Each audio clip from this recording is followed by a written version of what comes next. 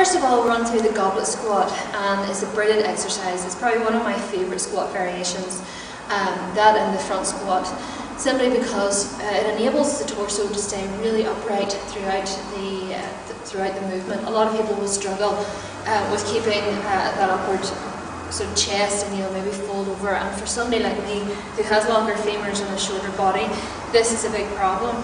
So what I prefer to do is use the goblet squat, and I can sit really deep into the squat and power back up again with a straight back. So if you're using a kettlebell, like a competition grade bell, then I would recommend sort of flipping it upside down. That way you can rest the kettlebell on your thumbs, holding it by the handle more securely, and if you need to, you can rest the bell against your chest. So like any other front squat, just try to keep your arms and the weight close to your body at all times, and sit back with the hips down at the knees, sink down as deep as you can go, but hopefully below parallel, and then from here you're just going to squeeze with glutes to power yourself back up, and hips forward at the top, pushing the knees outward on the way down, and then powering back up. Trying to part the floor with your feet, and that's really just going to give you that drive and prevent your knees from caving in, and really firing the glutes on the way up.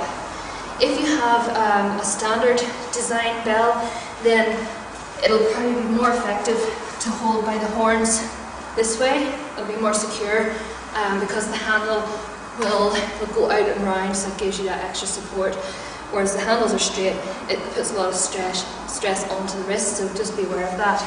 But for demonstration purposes, you're going to keep it upright. Same thing, you're just going to squat down with control, down, squeeze on the way back up again. If the reps are quite low, then obviously you're wanting to go heavy. So you may not have a kettlebell that's heavy enough. Most likely you'll have a dumbbell that is. If you're going to use the dumbbell for a goblet squat and you're going really heavy, then it's probably better to start with the dumbbell on a bench, so that when you try to get it into position, you're not stuck down in the bottom of the squat. This is the biggest challenge for the dumbbell variation, but you have to just squat down, place your hands underneath, into the rack position, sort of rest your elbows onto the bench, so you can lever the weight over against your chest. From here, and you're just going to power up, step away, and this is your position. Shoulders back and down, chest up, sink down into the hole, drive up, hips forward and top. Elbows inside of the knees. Once you're finished, go back into position, down to the bench, and safely back up again. If you have a good floor, you can just drop the dumbbell down once you're controlling it on the way down into the bottom of the squat.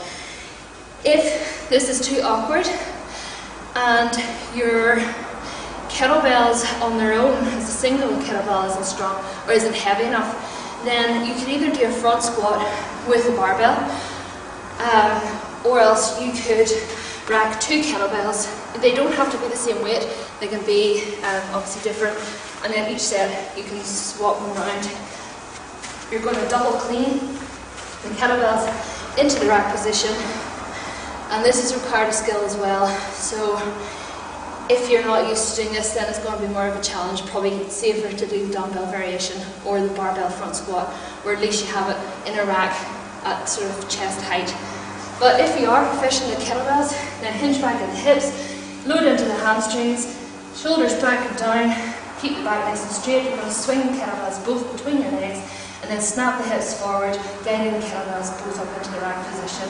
1, 2, 3, swing back, snap the hips up into your rack position, overlap the handles in the middle, grip on with one hand and overlap your hands, so keep it in a secure position. From here you can go into your front squat, same thing, core nice and tight, lower down into the squat, and then power back up again, like so. Unwrap the kettlebells, unwrap the hands, then you're just going to swing between the legs again, and control to the ground. Takes a while to get good at the double clean, but once you allow yourself to load into the hamstrings, don't be scared to pull them back, snap the hips up. If you don't load enough on the way back, close enough to the top of your legs, then both kettlebells will just pull you around and pull around in your back. So just be aware of that. Practice with 2 lighter ones and build it up. It's a good skill to master.